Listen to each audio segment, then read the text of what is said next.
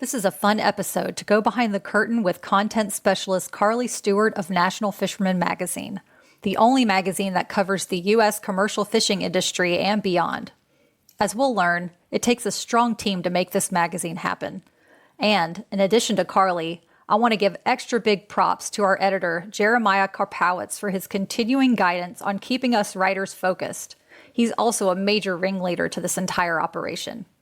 To writer-editor Kirk Moore for putting online editions together each week, and Doug Stewart for selecting special pieces for the print magazine. To everyone at National Fisherman, thank you for all you do.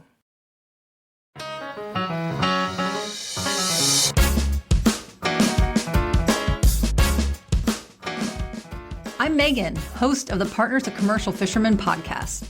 This show is dedicated to girlfriends, fiancés, and wives of commercial fishermen to connect and feel less alone. As we know, this lifestyle isn't for the faint of heart. So this is our space in the world to discuss the highs and lows of being in a romantic relationship with a fisherman. Because it's different than being a family member or friend. It just is. Join in to laugh, vent, and share stories with others who get your lifestyle. So what are you waiting for? Let's dive in.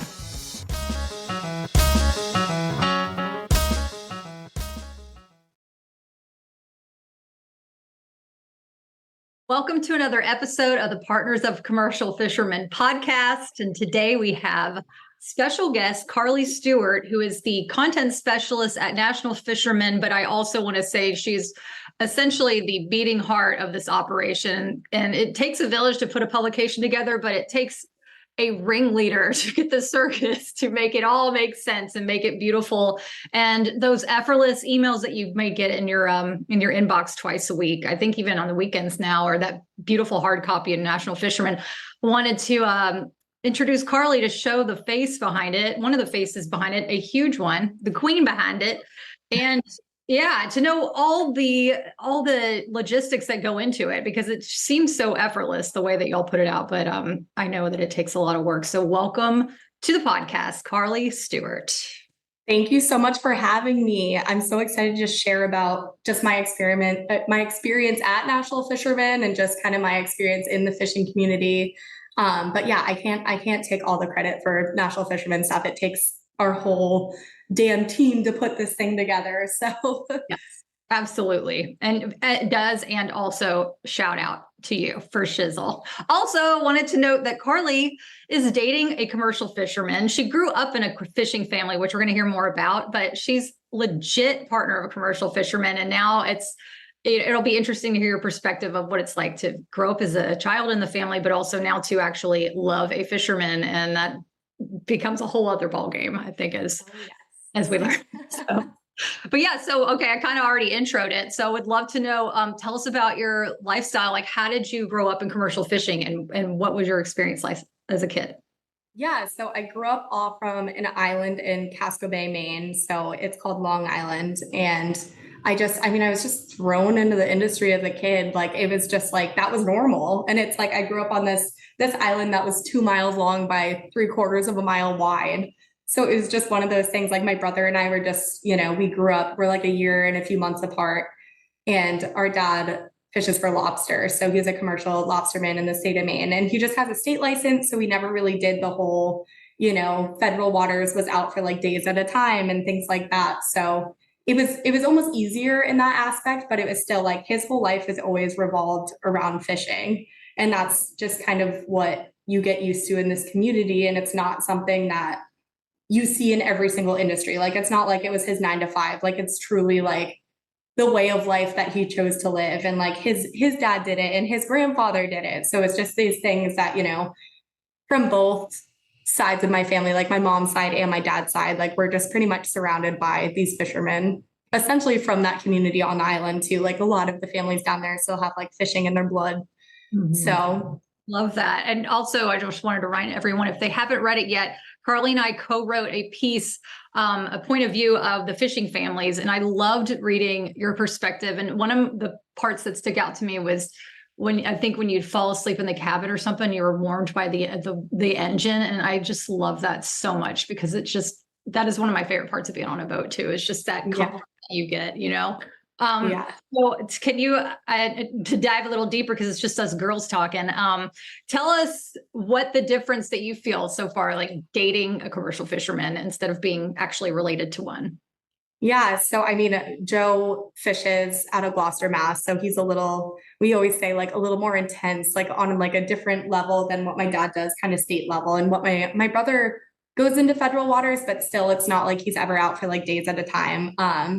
But Joe has like a fleet operation. So he has 3 boats, but he runs one of them, but he's often gone this time of the year, over the summer months for, half the week, and then is home for a couple days and is back down in Gloucester, getting the boats ready and then going back out. So it's definitely a big transition comparing that to how I grew up and kind of just, I got to see my dad every night. So it was different. But this is definitely something where I'm like, okay, Joe's home for a couple of days, like got to prioritize like the stuff that we need to do, like moving or, going out to dinner or seeing friends or like seeing family. Like it's always kind of like we have a plan, but everything is very, I guess it revolves around like when Joe's home and kind of that schedule, which is like something that has taken getting used to, but it's something that it just works for both of us. And I think I do understand pieces of it, I think deeper than if I didn't grow up the way that I did. So I feel like that's easy on both of us. Like that's the easy part of it. Yeah, I love that. It's so relatable. And on that note, we touched on the point of view piece that we both wrote, but I wanted to know, how does your background reflect in what you write and what you choose to cover in the magazine? Also, I'd love to know when you got this job, which you got this year, right? 2000. So in February is when I started for National Fisherman. Great. So congrats. Heck yeah. And then whenever you got the job, did they give you an idea of like what they wanted to cover, and what did you bring to the table that reflects on your lifestyle? Yeah, I mean, I think it's definitely, so I went to school for communication marketing stuff, and I have like a pretty significant like graphic design background. So kind of going into the editorial like publication side of things has been like a whole transition.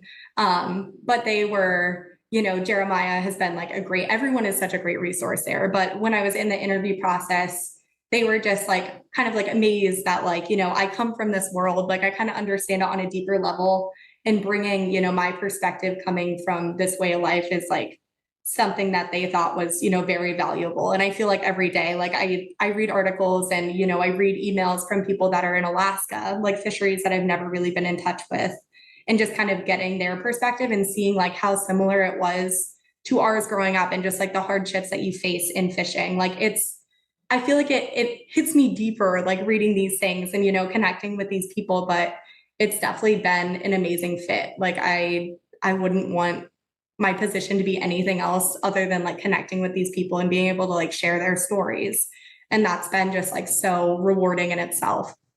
I love that. And yeah, Jeremiah, editor. And then we have Kirk, who I email a lot. And then Paul, who is a writer who can write forever. And it's amazing. Yep. Such helpful team. So yeah, shout out to the team and others, Doug Stewart, like others that I don't even get to interact with every day. It's amazing. Yeah. And I want to know, on that note, what does it take to publish National Fisherman on a weekly basis? And then is there a difference between publishing online and the hard copies that we get, I believe, quarterly?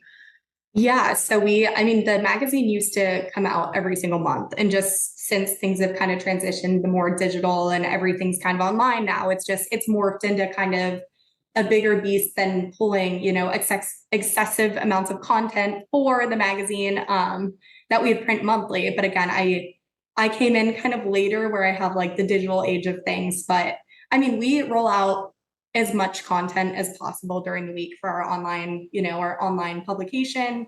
But then for our quarterly magazine, it's more of like, we have categories that we'll go through and be like, what do we have, for this issue for market report? So, we'll cover different ports around, like along the country, like along the coast. And I think this past issue, you'll get to see a cool report on Gloucester, I believe. So it just kind of goes through like it's pretty badass issue, honestly. But that market report is all the women that are working in Gloucester that are in the fishing industry. So they own the different, there are different dealers there, there are different buyers for these fishermen. So it's really cool to just kind of follow that and see how many are in that just like, small loss report.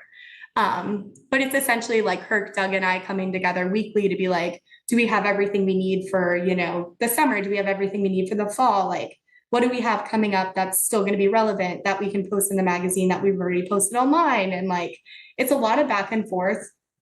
But we do try to share a lot of what's in the magazine online as well, because we want, all audiences to see it. And I feel like the fishing industry in general is in such a big transition period of, the graying of the fleet, and a lot of older individuals that are used to the traditional magazine, but they are kind of transitioning to seeing things on social media and then reading things online. And, just Googling like, US fishing news, like that's such a big thing to be able to like find what's happening in the commercial fishing world or along all of the coast, rather than just like, central location of like the Gulf, or central location of, just Alaska.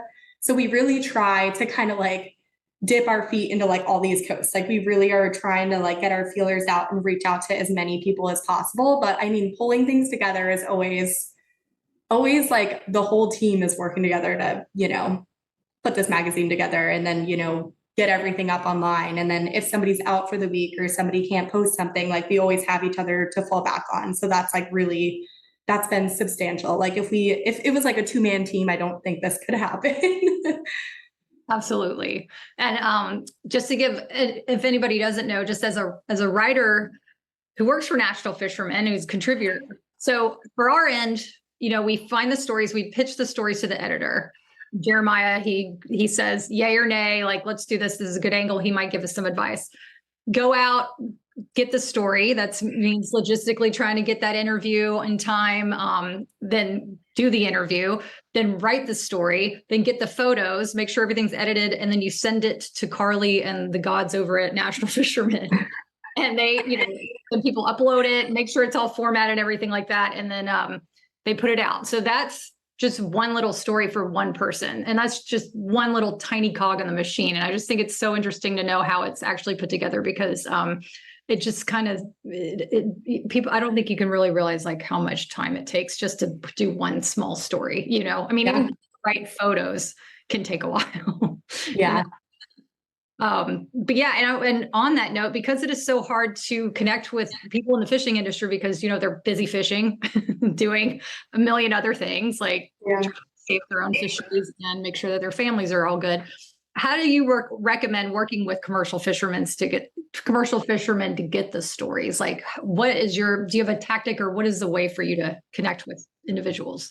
Yeah. I mean, I think kind of transitioning into this role, like I had so many questions. Like I was like, this industry is so kind of casual, and like, how have you guys connected with these people? Like, because you're not from this industry. And I know that sounds kind of silly, but I feel like a lot of these guys can be very closed off. Like, and I'm just saying, guys, the whole industry is kind of like, why do you want to interview me? Or like, why do you want to know about this specific thing? I mean, it's such a cool world that these people live in. So it's amazing to be able to connect with them. But I feel like I do relate to them differently, because I think a lot of the people in the industry have kids, and they have kids that fished. And like, I think coming from that world and being able to be like, hey, like I'm Carli and I come from a fishing family, and kind of like having that in almost is like easy for me to be able to connect with these people, rather than just being, like a content person or like a writer for this publication that's just like, hey, I want to interview you, and just be like, you have time. Like, I feel like they feel it on like a deeper level, because they always want their family to kind of grow in this industry too, and they want them to stay in it. And like, I can't even explain how over the moon my dad was about this position, which is just like the most wholesome little piece to this. But love that. That's so sweet. And and so this kind of touches on the next question, but I was wondering, how do you like, can you explain your balance between supporting and advocating for an industry versus working for a publication and having to kind of stay neutral? Like, how do you keep that balance? Right. I think that's definitely been another kind of struggle in itself. I mean, it's hard, and it's a hard line to walk on. And I mean, especially with things like offshore wind and, different regulatory things happening. Like I obviously have my personal opinion on things, but a lot of the times, like, I do have to write about something that is happening in the fishing world from, you know, a neutral standpoint, or I have to write about, you know, just like facts, and more information. And that's what happens in publications. Like you have to do that. But they definitely give me an opportunity to be able to like share my opinion as well, and to be able to share my perspective, like coming from a fishing family, and just being able to have these different kind of avenues online specifically, and being able to share the different point of views rather than just like, okay, here's like facts. Just coming from that, I think that has definitely helped. And like just kind of being able to, you know, they appreciate my feedback and my opinion and, you know, my perspective living and like breathing in this industry and caring so much about it.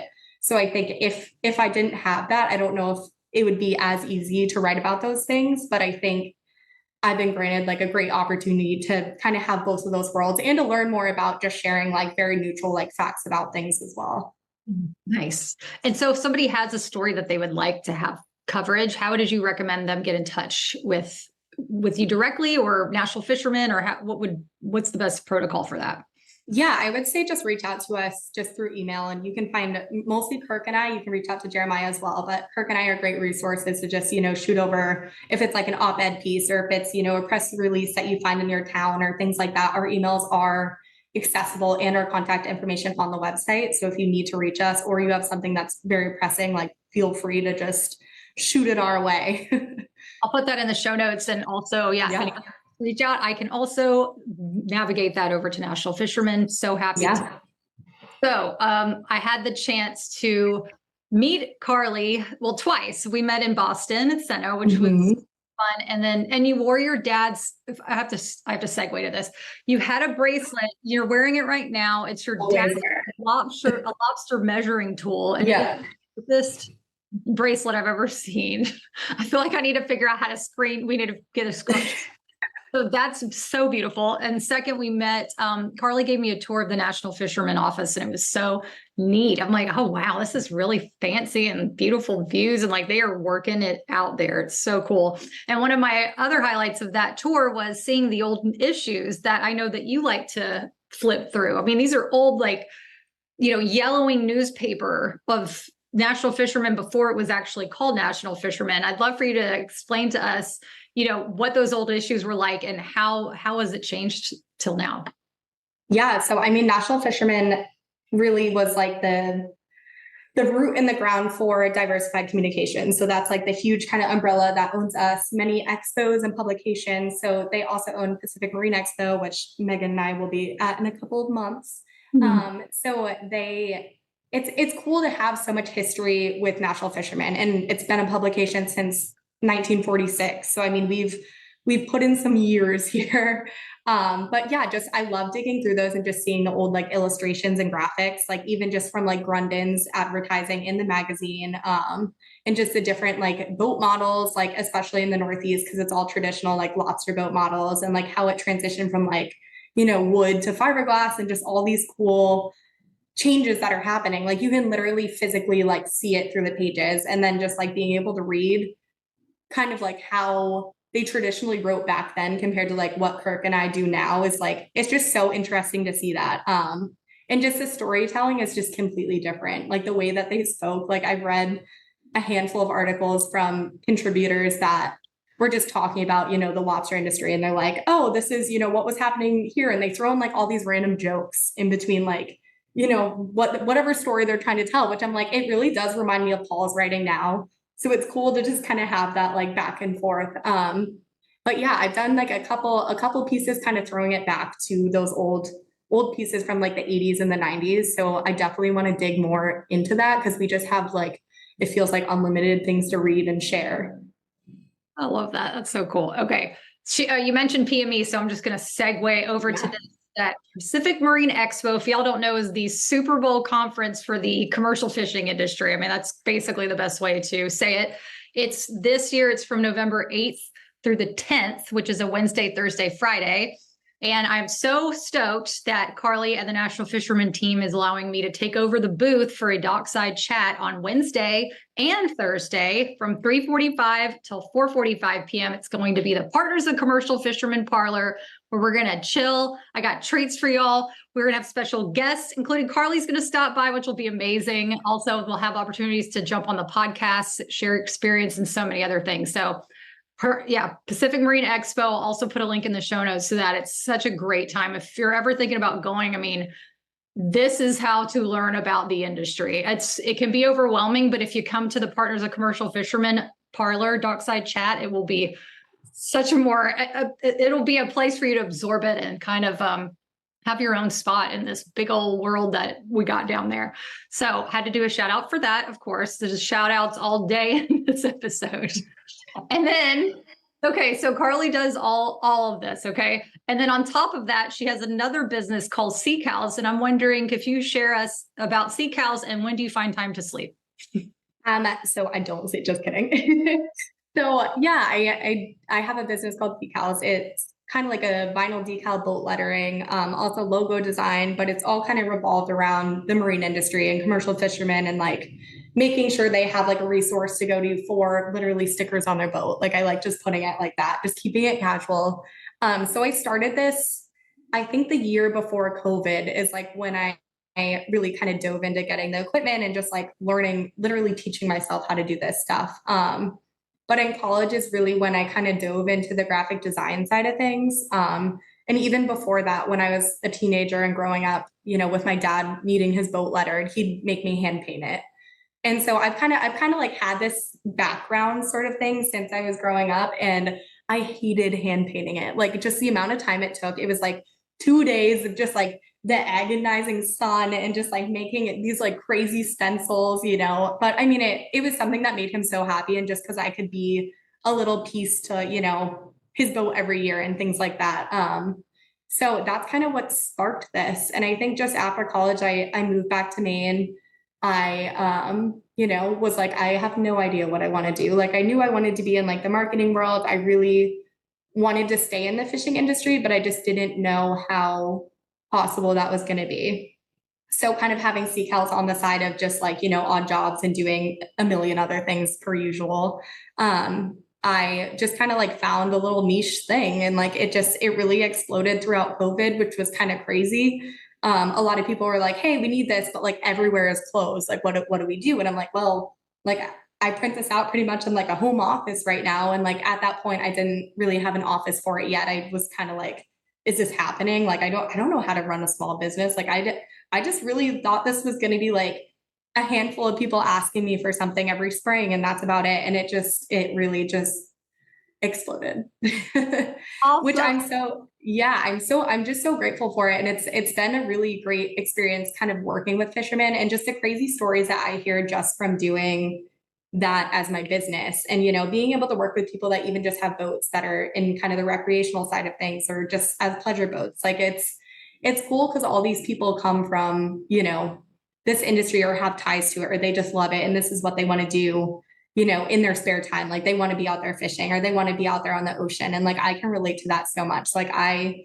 don't feel like I'm at home, like, unless I'm like right by the sea. So it's something that it's really just in your blood. Like I swear to God, it's all salt water. Like, so it's a good hand in hand business with National Fishermen. Cause I feel like I do get to kind of borrow stories that like I hear from, my business and just kind of living in this world all the time rather than just doing it for, writing content purposes. Like it is really fun to be able to kind of have things go hand in hand. It's so amazing. I mean, you literally like live and breathe and wear it with that fabulous. I mean, you are such a great representation of this industry, which makes, I feel like National Fishermen, like I said, a beating heart of that. I mean, it's just so special to have you there and to have your compassion for those in the industry to share the stories. Is there anything that we didn't touch on that you would like for our listeners to know?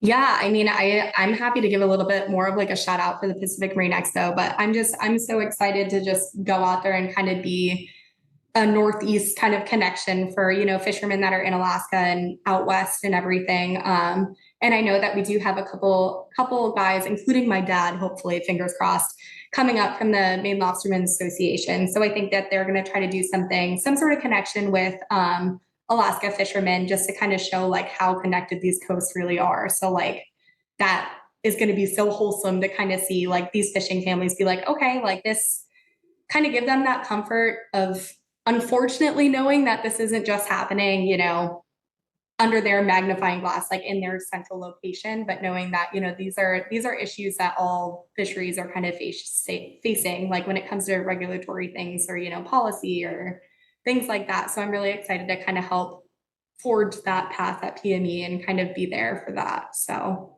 yay, that's going to be so fun. Yeah. If y'all are looking for us or looking for Carli, National Fisherman booth is where it's at. I'm sure there'll be a nice, beautiful program like there is, full of all the other goodies, but the National Fisherman booth is I want to call it like the little port in the storm to stay on theme here, if you will. So that's going to be great. I can't wait to hang out with you there. And I appreciate you so much for hanging out with us here on the podcast. Thank you so much. And I'll put all of Carli's information in the show notes, and we'll see you at PME, Carli. I can't wait. Thank you so much for having me, Megan. For being here. If you want to connect with more POCFs just like you, join the private forum at meganwaldrop.com/private-forum. Or even better, if you want to hang out in real life, there's an all-inclusive POCF retreat happening this fall, 2023. Visit meganwaldrop.com/retreat-2023. And you can find both links in the show notes. We would love to meet you. Thank you so much for listening to the Partners of Commercial Fishermen podcast. To support our community, I'd love for you to join us by subscribing to this podcast, hitting the like button, and/or posting a review. And if you're a POCF looking for more resources on how to navigate this unique lifestyle, things from long-distance dating to motherhood advice, visit meganwaldrop.com. That's meganwaldrep.com. We can't wait to connect with you.